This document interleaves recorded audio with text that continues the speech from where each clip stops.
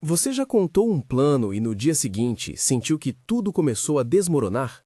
Já teve a sensação de que uma palavra sua abriu mais portas para problemas do que para bênçãos? O que você vai ouvir agora não é uma lição sobre paranoia, nem um convite a não confiar em ninguém. É um chamado à sabedoria. Há momentos em que falar demais é perigoso. E para entendermos isso, vamos olhar para um homem cujo sonho expôs uma ferida na família, José, de Gênesis 37. E perceber por que a Bíblia traz recomendações claras sobre quando guardar silêncio e quando abrir o coração. José teve sonhos que, na verdade, apontavam um destino. Ele não os inventou. Eram visões que ele acreditava refletir em um propósito maior. O problema não foi só ter sonhos. O erro foi a forma e o público com que ele os compartilhou.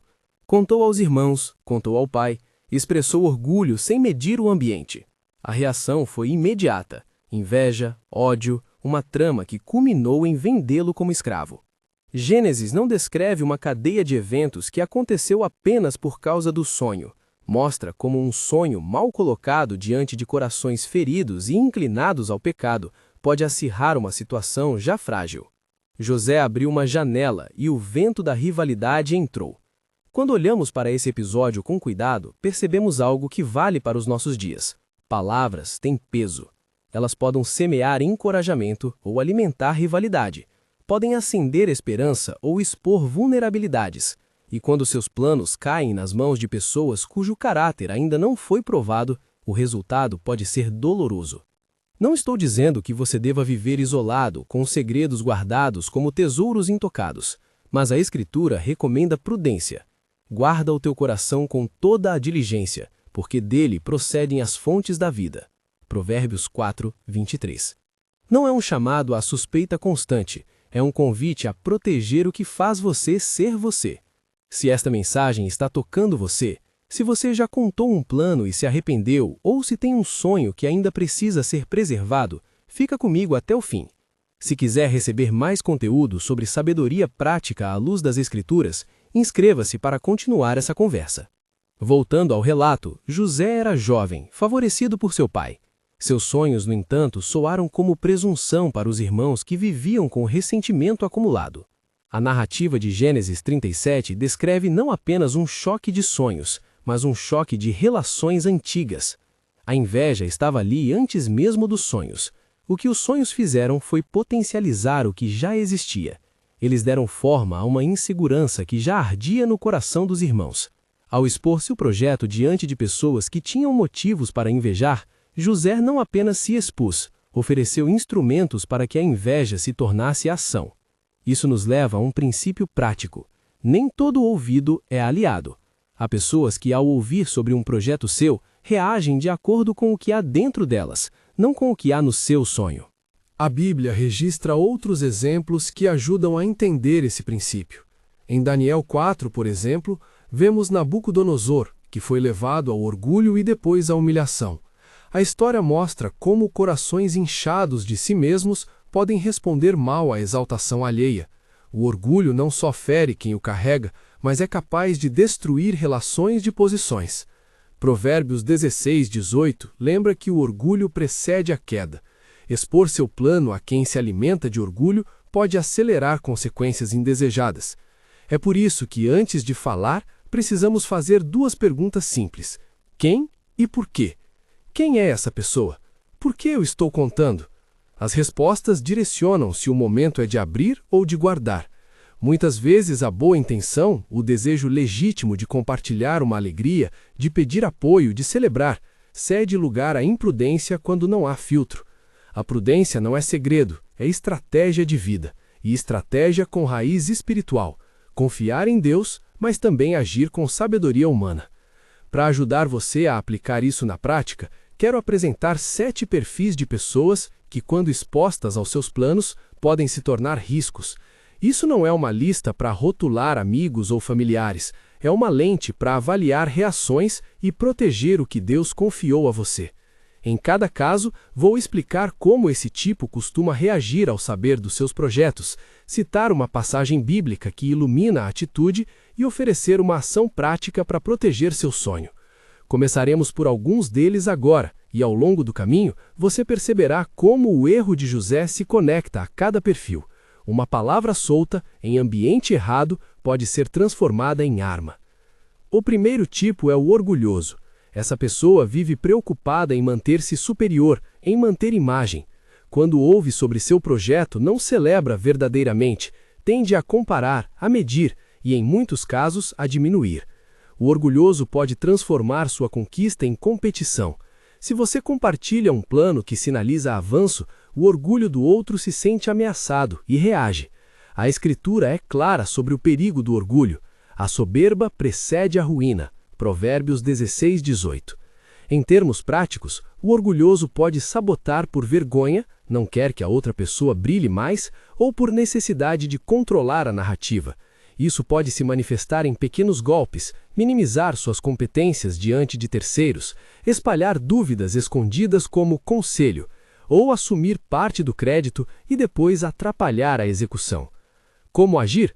Quando você perceber sinais de orgulho, pessoas que sempre precisam ser o centro, preserve detalhes sensíveis. Compartilhe o quadro geral, não o mapa com todas as coordenadas. Busque conselhos de quem demonstra humildade pelo fruto, não pela retórica. O segundo tipo é o insensato, aquele que ouve, mas não aprende. Ele não tem maldade proposital, muitas vezes age por negligência, por não pensar nas consequências. Esse perfil é como alguém que recebe uma semente preciosa e, por falta de cuidado, deixa-a ao relento. O insensato divulga sem filtro, repete confidências como se fossem novidade e age sem planejamento. Em Lucas 9, Jesus fala sobre a necessidade de perseverança e discrição em seguir o caminho certo.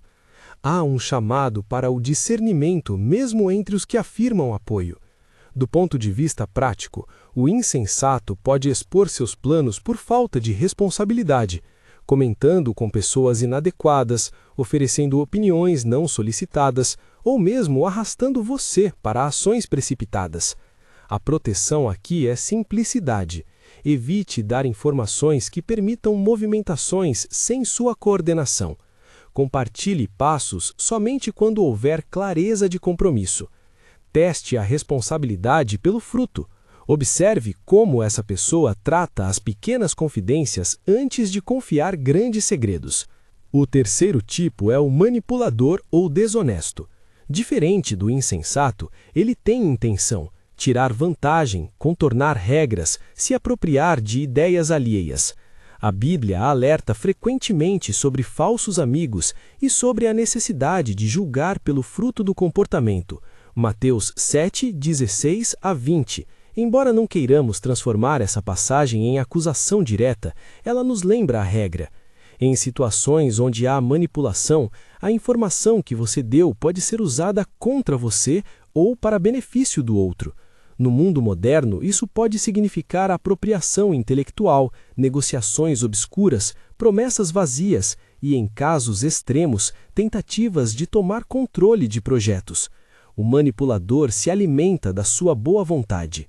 Como se proteger? Procure formalizar acordos quando envolver terceiros. Não entregue ferramentas ou acessos sem garantias.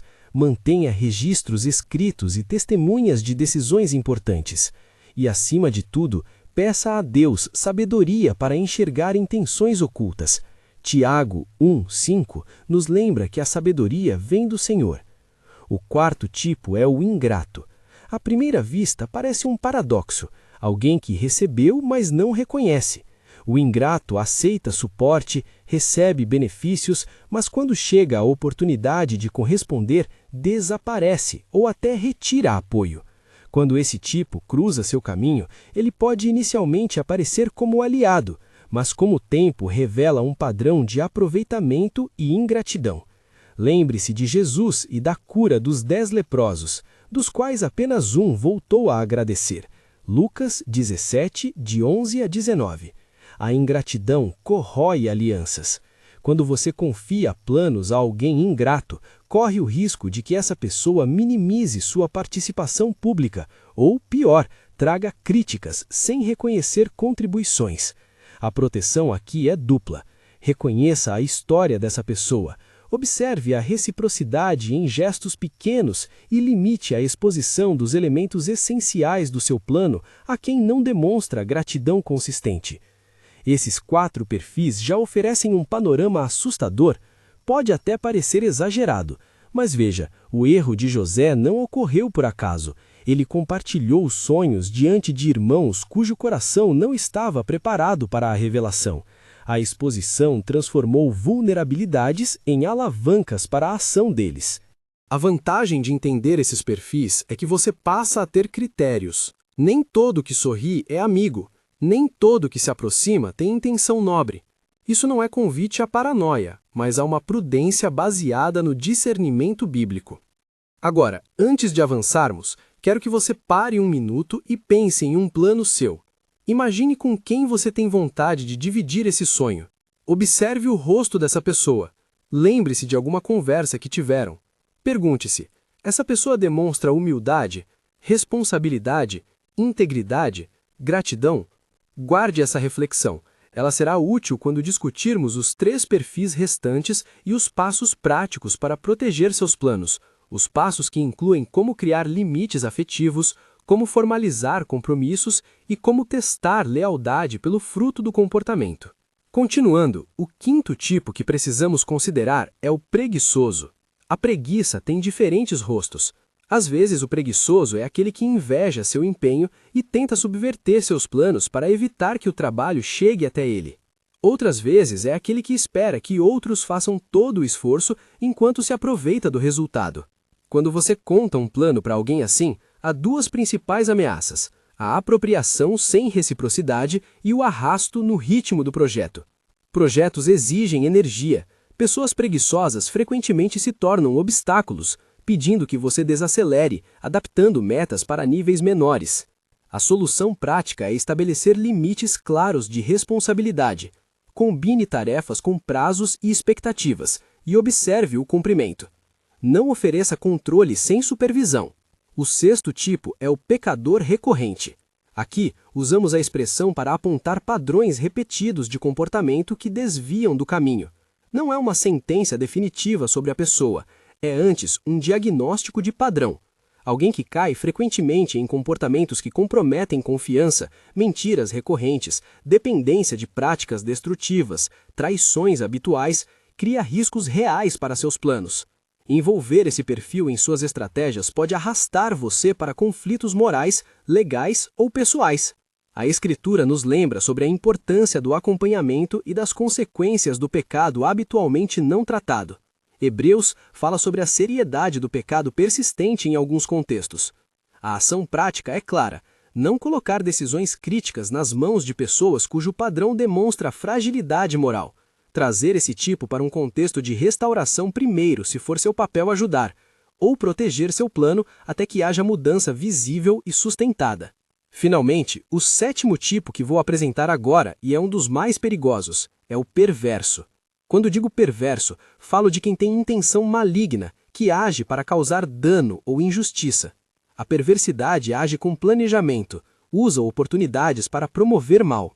No mundo bíblico, há narrativas que mostram como o coração mal-intencionado age para destruir injustamente. A trama contra José é um exemplo. A facilidade com que a maldade se organizou demonstra como intenções perversas não precisam de muito para encontrar terreno fértil quando uma palavra sua está desprotegida.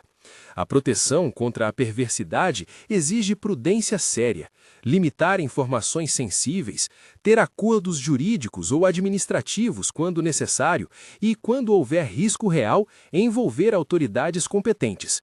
Além disso, como comunidade de fé, devemos orar e buscar formas de proteger os vulneráveis sem reduzir a dignidade humana.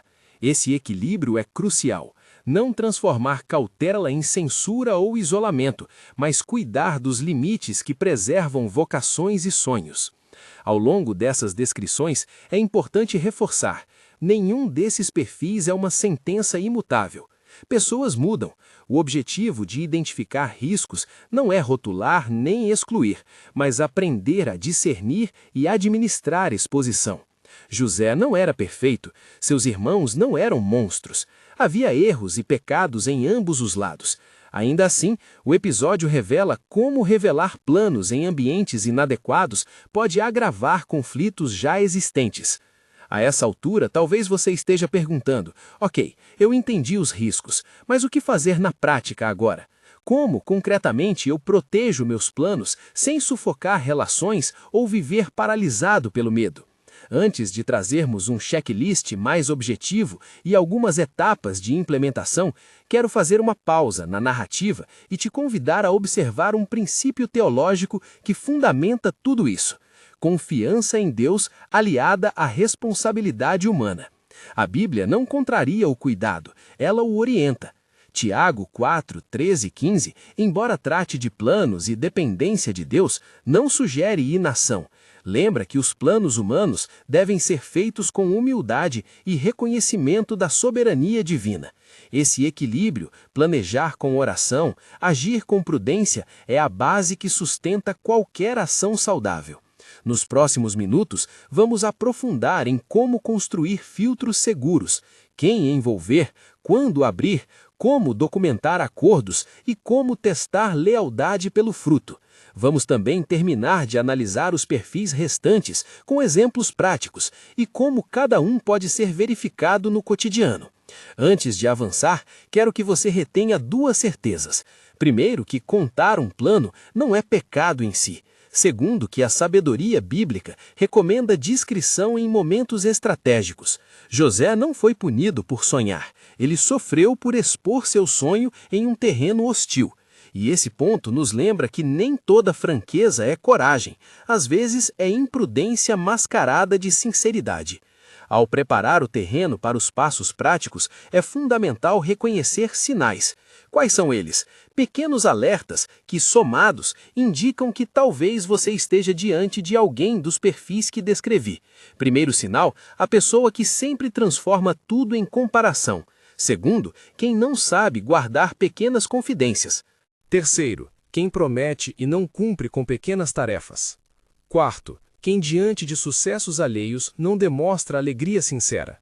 Esses sinais observados no cotidiano são indicadores mais confiáveis do que palavras ocas de amizade. E há instrumentos simples que você pode começar a usar imediatamente. O primeiro é o filtro da exposição gradual. Compartilhe em camadas. Comece com a visão geral. Espere por reações maduras. Só compartilhe detalhes quando houver compromisso e competência demonstrada. O segundo é o registro. E-mails, mensagens e acordos escritos evitam ambiguidade. O terceiro é a rede de conselheiros. Não conte um plano para uma pessoa apenas. Submeta a ideia a 2 ou 3 pessoas de confiança cuja história de vida comprove integridade. O quarto é o teste de fidelidade pelo fruto. Observe como essa pessoa trata as pequenas coisas antes de confiar grandes responsabilidades. Esses instrumentos não são infalíveis, mas reduzem exposição e fornecem alicerces. Enquanto você processa tudo isso, volto à história de José para trazer mais luz. A sua narrativa não termina na cova nem no cárcere, ela segue para a restauração. Mas antes da restauração, houve um processo doloroso que revelou as intenções e o caráter ao redor dele. Aquilo que começou como um sonho se transformou em prova. E provas, por vezes, são o laboratório da fé. Há uma diferença entre ser protegido por sabedoria e ser testado por Deus para formar caráter. José experimentou ambos. Expôs-se imprudentemente, foi traído e, na dor, Deus usou aquele caminho para moldar algo maior. Isso não é justificativa para a imprudência, nem uma fórmula que diz sofrimento é sempre caminho de restauração. É um lembrete de que mesmo quando somos feridos por palavras ou ações alheias, Deus trabalha para redimir e transformar. Antes de seguirmos adiante e destrincharmos os últimos perfis e o checklist definitivo, quero deixar uma pergunta que deve ficar martelando em sua mente. Qual é a razão real pela qual você quer contar seu plano agora? É para dividir alegria, buscar conselho, garantir apoio prático ou para exibir e ganhar aprovação? A resposta muda tudo. E assim como José, muitos de nós precisamos distinguir entre necessidade de compartilhar e impulso de exposição. Agora, enquanto a história de José ainda se desenrola e os riscos permanecem escancarados, vamos preparar o campo para as próximas etapas. Identificação de sinais no comportamento, estratégias de proteção emocional e práticas administrativas para segurar projetos. Ao mesmo tempo, precisamos orar por sabedoria. Tiago 1,5 nos lembra: se alguém tem falta de sabedoria, peça a Deus, que a todos dá liberalmente. A oração não substitui a ação, mas a sustenta. Peça discernimento para identificar corações, coragem para impor limites e humildade para receber correção. Sinta a atenção. Você possui um sonho, percebe perigos ao redor e precisa decidir com quem contar.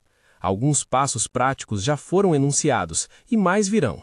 A história de José permanece como advertência e consolação.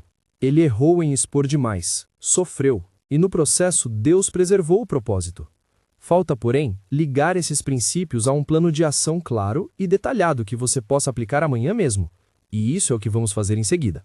Mas antes de traçar esse plano, há um último ponto que deve ser considerado com cuidado: a diferença entre confidência e cumplicidade.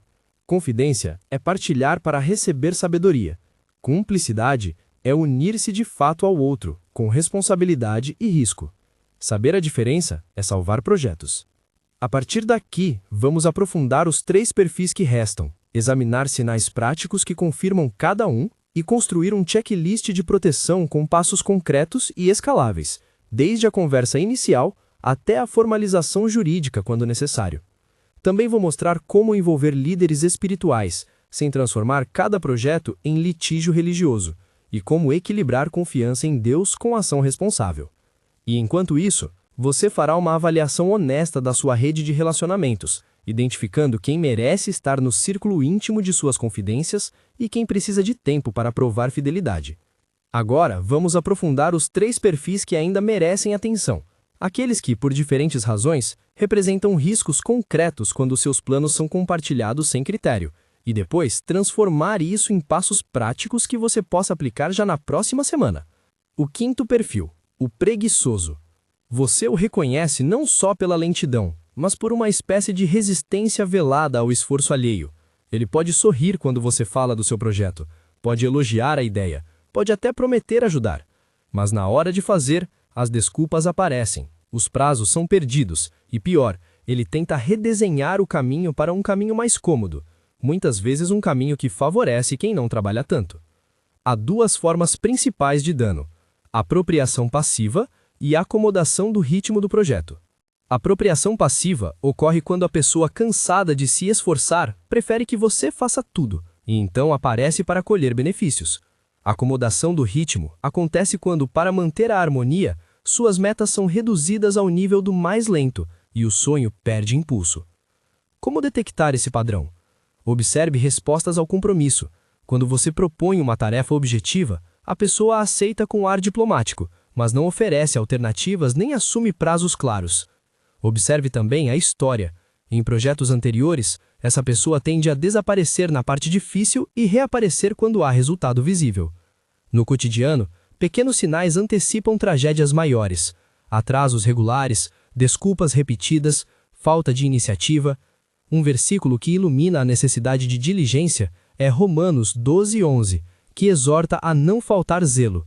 Paulo ensina que o bom trabalho exige empenho. A ação prática diante do preguiçoso é dupla. Documente responsabilidades e peça entregas menores e verificáveis antes de transferir autoridade. Combine metas pequenas, com prazos curtos e consequências claras para quem não cumpre. Não é desconfiança, é gestão de risco.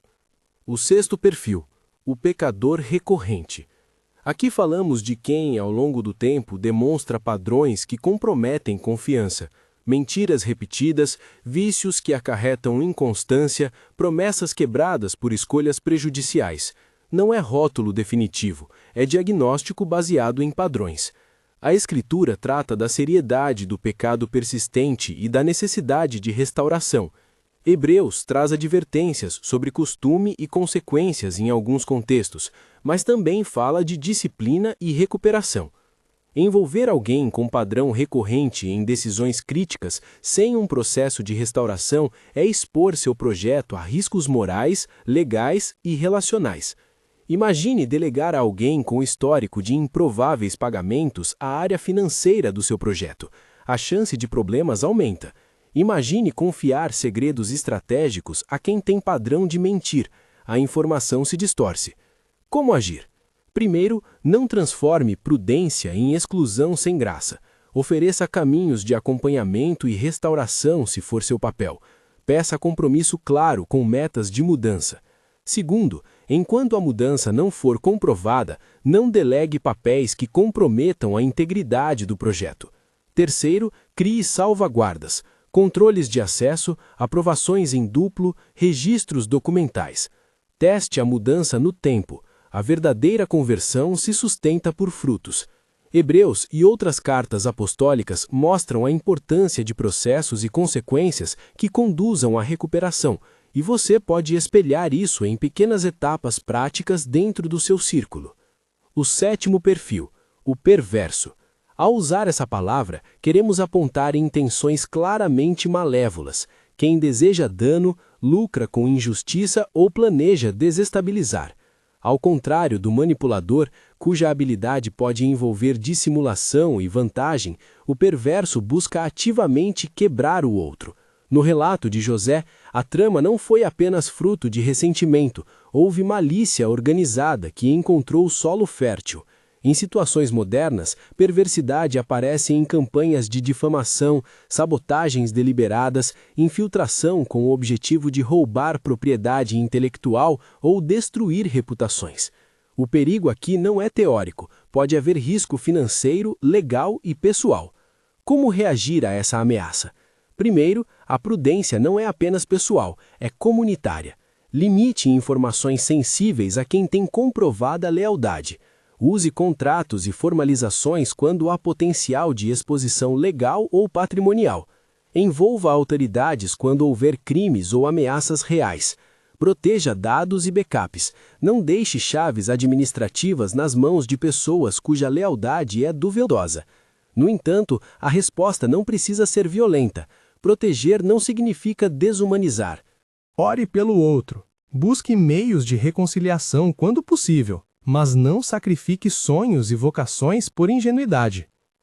Para cada um desses três perfis, temos um conjunto de sinais práticos que ajudam a identificar risco antes de expor o núcleo do seu projeto. Eis alguns indicadores úteis que você pode observar no seu cotidiano. Falhas repetidas em compromissos pequenos apontam a provável falha em compromissos maiores. Mudanças de comportamento quando há público ou reconhecimento indicam motivações pessoais que fogem do caráter verdadeiro. Tendência a transformar conversa em competição ou comparação revela raízes de orgulho. A necessidade constante de validação, rótulo ou crédito sinaliza potencial para manipulação. Históricos de danos não resolvidos, jurídicos, relacionais, financeiros, mostram riscos concretos. Identificar sinais é uma coisa. O passo seguinte é criar um sistema prático que reduza a exposição e aumente a segurança dos seus sonhos. Aqui estão etapas concretas e aplicáveis a qualquer projeto, seja um ministério, um negócio, um casamento ou um chamado criativo. 1. Exposição gradual. Compartilhe sua visão por camadas. Comece com a visão ampla, depois, somente quando houver comprometimento demonstrado, compartilhe os passos e, por fim, os detalhes operacionais. Assim como se planta uma semente e a protege nas fases iniciais, trate seu sonho da mesma forma. 2. Rede de conselheiros.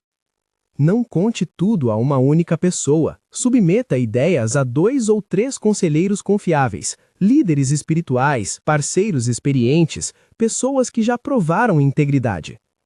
Uma comunidade reduz o risco de decisões isoladas e fornece múltiplos filtros. 3. Acordos escritos e registros. Sempre que houver envolvimento prático de terceiros, financeiro, intelectual, administrativo, formalize. Contratos, memorandos, e-mails arquivados e atas de reunião evitam ambiguidades e servem como proteção legal e moral. 4. Testes progressivos. Antes de delegar responsabilidades críticas, atribua tarefas pequenas e observáveis. Avalie cumprimento de prazos e qualidade de entrega. O fruto pequeno anuncia o fruto grande. 5. Proteções administrativas e tecnológicas.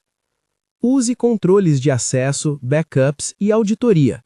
Em projetos digitais, defina permissões. Em iniciativas comunitárias, tenha prestação de contas pública. Em parcerias, certifique-se de registros transparentes.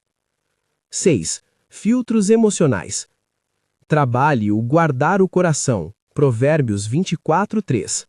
Ajuste sua exposição não apenas por medo, mas por um critério espiritual, intenção, caráter e fruto. Pergunte-se: essa pessoa demonstra as virtudes necessárias para ser confiada? Use-o como um filtro rápido. Tenho clareza do meu objetivo e necessidade de compartilhar agora? A pessoa já demonstrou lealdade em pequenos testes? Há risco financeiro, moral ou legal ao compartilhar esses detalhes? Existe um acordo escrito possível antes da execução? Há pelo menos 2 pessoas de confiança consultadas sobre essa partilha? Posso proteger informações sensíveis por camadas, liberando acesso conforme o compromisso se prova real? Se você responder não a uma ou mais perguntas, reconsidere a exposição ou aplique salvaguardas adicionais. Agora, quero tratar de um aspecto prático que muitas pessoas negligenciam: como testar lealdade sem ferir relações. Testar não é armar armadilhas, é observar comportamentos em contextos naturais. Algumas maneiras saudáveis de testar são: peça uma opinião honesta sobre um assunto menor e observe se a resposta é fiel e discreta. Confie uma tarefa pequena que não cause dano se falhada e acompanhe o resultado. Ofereça parte da visão sem entregar controle, observando a reação diante de contratempos. Observe como a pessoa reage aos sucessos de outros, se há alegria genuína ou uma sombra de ressentimento. Esses testes revelam frutos e ajudam você a decidir. Lembre-se de que fruto é o indicador de caráter na Escritura. Mateus 7, 16-20. Palavras sozinhas não sustentam confiança. Voltando ao exemplo maior, José. Como você já viu, a sequência que o levou à traição começou com um gesto aparentemente inocente, contar um sonho, mas enraizado em relações marcadas por ciúme e rivalidade. Podemos aprender 2 coisas opostas e complementares. A primeira é que a prudência é necessária. Não coloque sua vida, seu chamado e sua reputação nas mãos de quem não provou lealdade. A segunda é que, mesmo diante de traição, restauração pode acontecer. A providência de Deus pode transformar dor em propósito. José sofreu, foi humilhado, mas também cresceu em responsabilidade e, por fim, foi colocado em posição de preservação de vidas. Isso nos lembra que proteção e esperança caminham juntas. Proteger seu sonho não é descrever o futuro, é dar-lhe chance de chegar ao destino. Há ainda cuidados que você deve ter ao envolver líderes espirituais e a comunidade de fé. A tentação de tratar líderes como selo de aprovação para todos os passos é real. Líderes devem ser buscados, ouvidos e respeitados, mas não transformados em atalho para evitar processos de prova. Ao consultar um líder, leve documentos, peça visão e também peça para que ele observe fruto e caráter da sua rede. Quando líderes testemunham e acompanham, seu projeto adquire uma proteção saudável. Se o líder for acolhedor, peça tempo para que ele se envolva. Se o líder pedir cautela, considere a prudência. Outro ponto prático: a comunicação. Como você fala de um sonho importa tanto quanto a quem fala. Algumas sugestões de linguagem ao apresentar uma ideia. Use termos que convidem à parceria, não à propriedade. Preciso de ajuda em X em vez de quero que você faça X por mim. Evite proclamá-lo como fato consumado. Fale em termos aspiracionais. A visão é, O que proponho é: proteja detalhes técnicos que facilitariam a apropriação indevida. Compartilhe propósito e impacto antes de processos logísticos. Solicite confidencialidade quando o nível de exposição justificar. E quando o pior acontecer, quando sua confiança for traída, o primeiro passo é responder com prudência e justiça, não com ira desmedida ou retribuição. Considere estas medidas.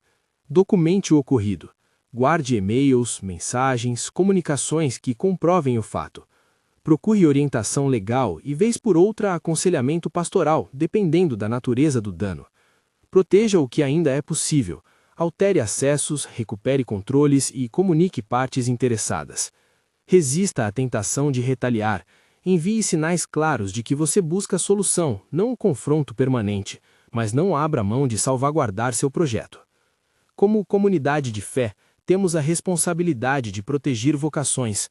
Isso inclui ensinar discernimento e oferecer estruturas de apoio, mentoria, prestação de contas e ambientes onde sonhos possam ser amadurecidos sem exposição prematura. O equilíbrio entre exposição e proteção é também um ato de amor. Proteger não é esconder a missão de Deus, mas preservá-la até que possa florescer de forma íntegra. Chegamos agora às ações concretas que você pode implantar já amanhã. 1. Faça um inventário de confidências. Liste 3 sonhos que você tem falado ultimamente e para quem os contou. Para cada pessoa, anote 3 evidências de fidelidade, frutos concretos ou sinais de alerta. Decida hoje quem permanece no círculo e quem precisa de tempo. 2. Estabeleça um ritual de exposição gradual. Toda vez que for compartilhar uma nova etapa, peça compromisso por escrito ou uma confirmação por mensagem que registre quem recebeu a informação. 3.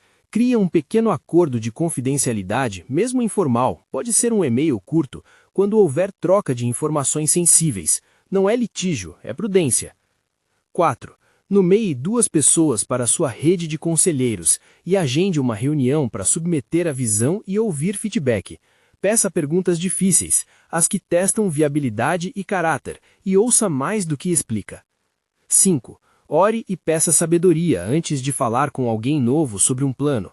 Faça do discernimento um hábito espiritual, não só administrativo. Antes de encerrar, quero regressar à dimensão espiritual que sustenta tudo isso. Discernimento não é apenas técnica, é fruto de intimidade com Deus. Quando Pedro andou sobre as águas, ele caminhou até onde olhou para Jesus. Quando olhou para as ondas, afundou. Discernimento é manter os olhos em Deus enquanto fazemos escolhas humanas. Peça sabedoria, Tiago 1:5. Mas faça a sua parte, examinar pessoas, proteger informações e agir com responsabilidade é também um ato de mordomia do que Deus lhe deu. Uma última reflexão sobre coragem e prudência. Muitos confundem prudência com medo, outros confundem exposição com confiança. A sabedoria bíblica nos convida a uma coragem temperada, coragem para sonhar, prudência para proteger, humildade para aprender, persistência para executar. José sonhou grande e, apesar do erro inicial, manteve a fé. Que sua história nos ensine a equilibrar confiança e cautela. Oração breve. Senhor, dá-nos olhos para ver corações, palavras para falar no tempo certo e mãos para proteger o que nos confiastes. Concede sabedoria para discernir quem amar e quem, pelo menos por enquanto, não pode carregar nossos planos. Ensina-nos a agir com integridade, a formalizar o que precisa ser formalizado e a confiar em Ti quando as portas se fecharem. Que nossos sonhos sejam guardados com prudência e conduzidos com fé. Amém. Se este conteúdo tocou seu coração ou trouxe luz a uma situação que você vive, deixe nos comentários sua experiência, já passei por isso, ou uma pergunta sobre como aplicar esses passos no seu contexto. Compartilhe com alguém que precisa ouvir essa palavra de cautela com esperança. Se você quer mais vídeos práticos com base nas Escrituras, volte e inscreva-se para continuar caminhando com sabedoria.